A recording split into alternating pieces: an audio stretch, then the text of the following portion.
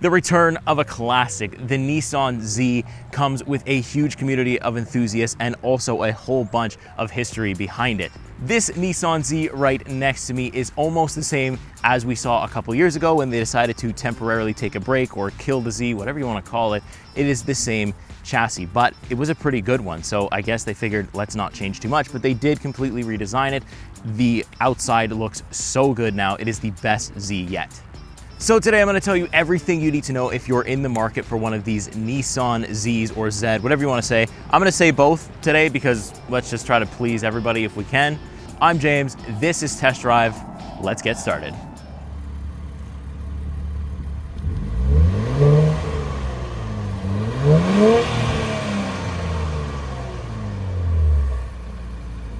So up first, we're gonna take a look under the hood for this Nissan Z. We got a 3-liter V6 twin turbocharged engine that's gonna give us 400 horsepower, 350 pound-feet of torque. We also have rear-wheel drive only, and it also comes with the best part, a 6-speed manual transmission, which makes this thing a whole lot more fun to drive. So next up, as usual, we're taking a look at the front end first. And this is where the biggest point of contention, I think, for the Z lovers and the Z community in general comes from. Some people say that they hate the front end, they hate the new redesign, and others say they love it. I am very firmly on the side of loving it. I think, again, like I said in the beginning, this is the best version of the Z available. I think the redesign looks great. I love the look at the headlights. I like these daytime running LEDs. They have automatic high beam on and off sensors, which is great. We got parking sensors, which is nice. I like this like front hood design here where it kind of has like a dip and a split in it. The Nissan logo is perfect as well, brand new. I love the front grille here with the air intake and everything like that. It's just clean. It just really works for the redesign. It works for the rest of the body. I have nothing bad to say about it. I really like it. So now we're on the side of the Nissan Z where you can just see how kind of small it is, how much taller I am than it. Like, this is probably the tallest I've been compared to any vehicle this year.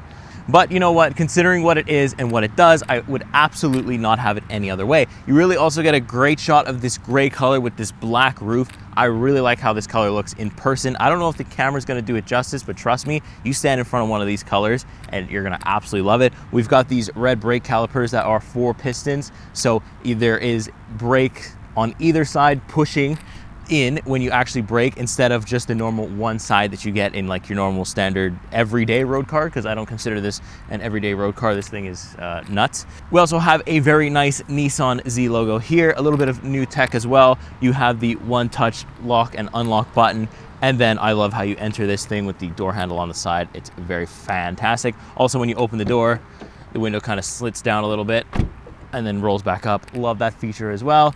Also, the rims look incredible. Again, red brake calipers with the Nissan logo. You can't go wrong. It's a great side profile, but let's move on to the rear.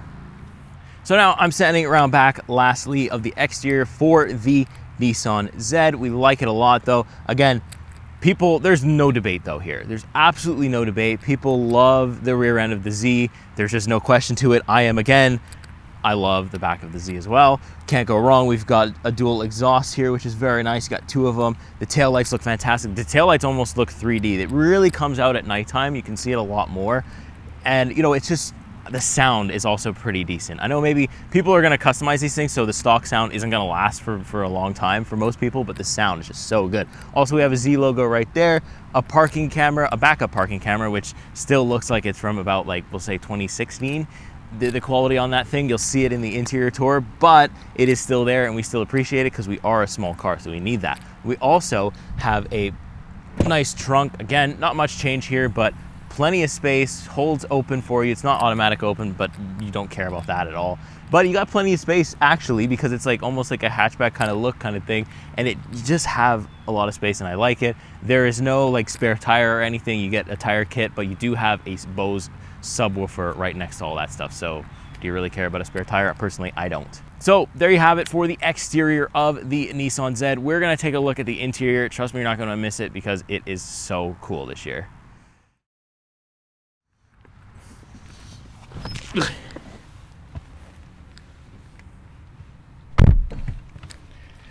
There's no graceful way to do that. So here I am though, inside the 2023 Nissan Z interior, and the thing that stands out the most battery's about to turn off or whatever. Anyways, it's warning me because the accessories are on. But okay, the thing that stands out to me the most is the blue interior. This is the only interior where the seats actually come the color that you want. So you can get red, you'll get red accents. You can get yellow, you'll get yellow accents. You want blue, you'll get full blue seats, which is the best thing. I don't care what color you have on the outside, you should choose the blue interior because it looks so great, and the seats are unique. The seats are also really comfortable. Like, for only having 2 seats in here, the comfortability that they put into these 2 driver and passenger seats are great. I have this little knob here, or this little toggle here, that I could switch my seat orientation with. And then I have these little gears on my left-hand side. The passenger just has these little knobs that they can move up and down with, but that's really cool. Love that. We don't have, well, we have a great view of the trunk, so if you want to watch something in your trunk, you're good. You also have a little pocket storage behind your chairs, which I like too. We got Bose speakers in here. And now let's get to the business end of things. The steering wheel, which is really cool. Nice Z logo right there. You have, like, if you've ever seen the video that I did on the Nissan Aria, we have the same thing here where it's like, it's not haptic buttons, there's physical buttons, but they light up when the car's on and they go away when the car's off, so it looks completely different. We also have a fully digital gauge cluster display, which I love. I have it in the sport mode display all the time, but you can configure it in almost anywhere you want, which I love. The customizability is important for these things, especially when you have a car like this.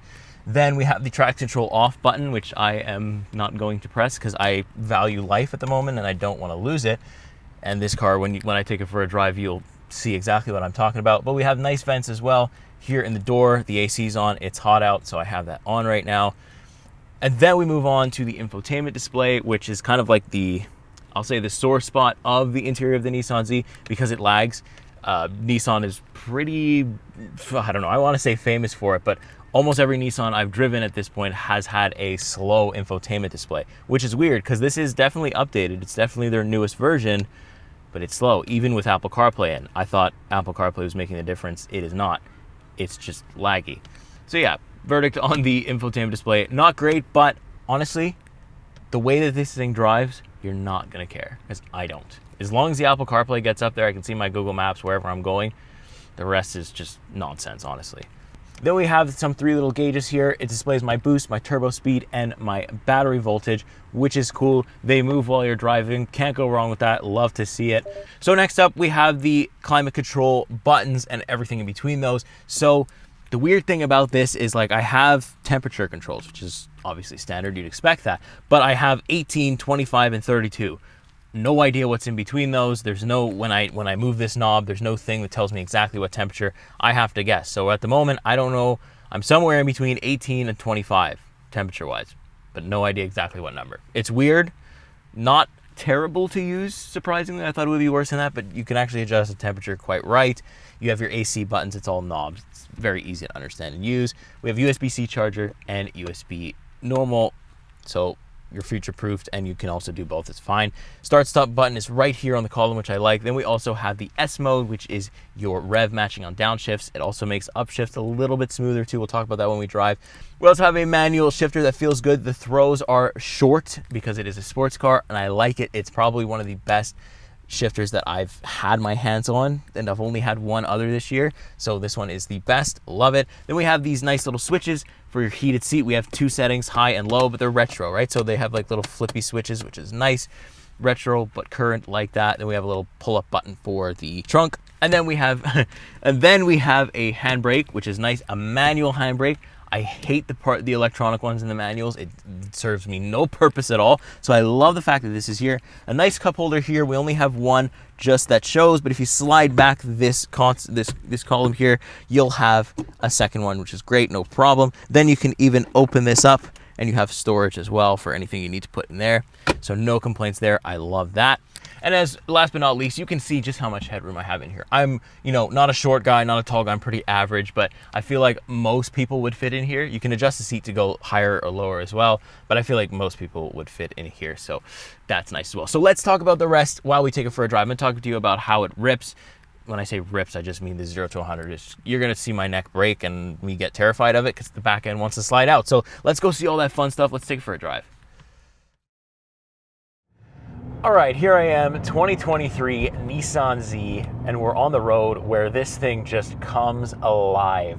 There is no place than the road for the Nissan Z, and I'm so glad that I get to drive it because it has been so much fun. This 6-speed manual transmission has been so much fun. Hopefully you can hear my engine revving, and that's like in first gear. So like, oh my God, I got so much to talk about. And it's just so much fun. Like, there's no sport mode in this thing. It just always is in sport mode. It is just all the time on, and it's just fun every step of the way. So this thing pulls very, very hard. I can slam on the gas like this,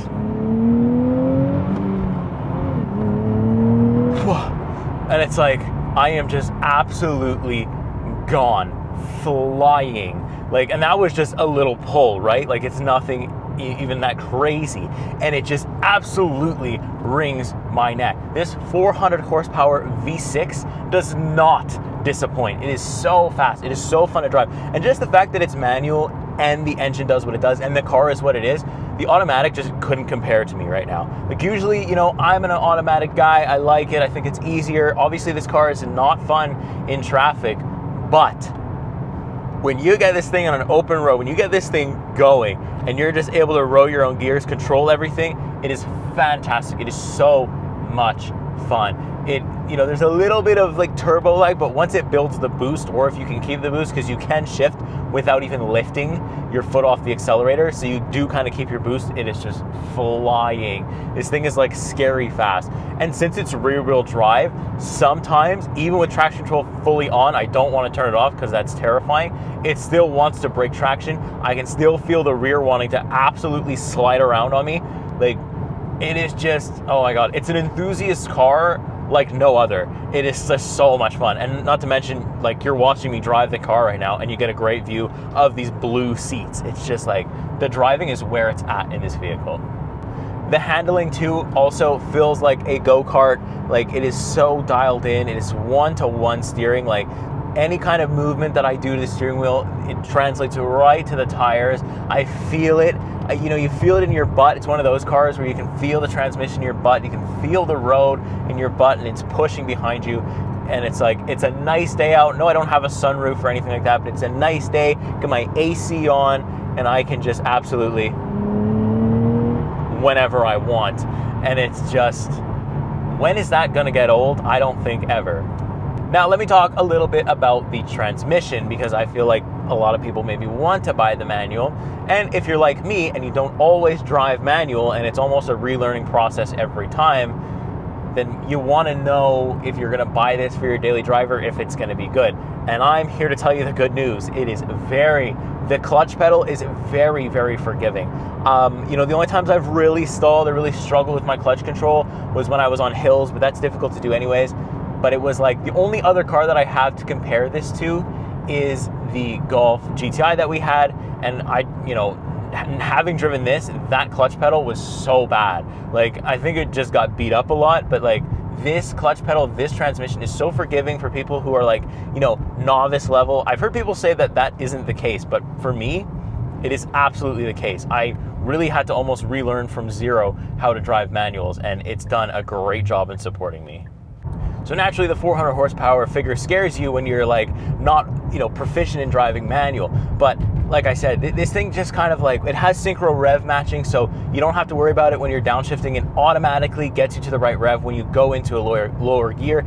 And it also, I feel like it's also helping me on my launches and stuff, like getting off in first gear. I feel like sometimes it will add a little bit of gas for me so I don't stall as often. Whereas in the Golf, I was stalling a lot more. Listen to this downshift if you can hear it.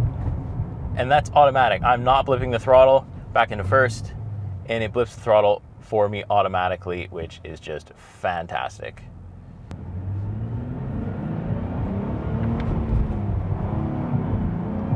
The power that I get from this car in second and also in third gear, it's just unmatched. Oh my goodness, it's so much fun. And the thing is like, the way that driving this car feels, and to drive this car fast, like, automatics just don't compare. I know the Nismo came out recently and it's only, you know, automatic, and that's kind of disappointing because that would have been a really fun car to get in manual, but I'm still excited to see it because Nissan really do have such a good platform with the Z.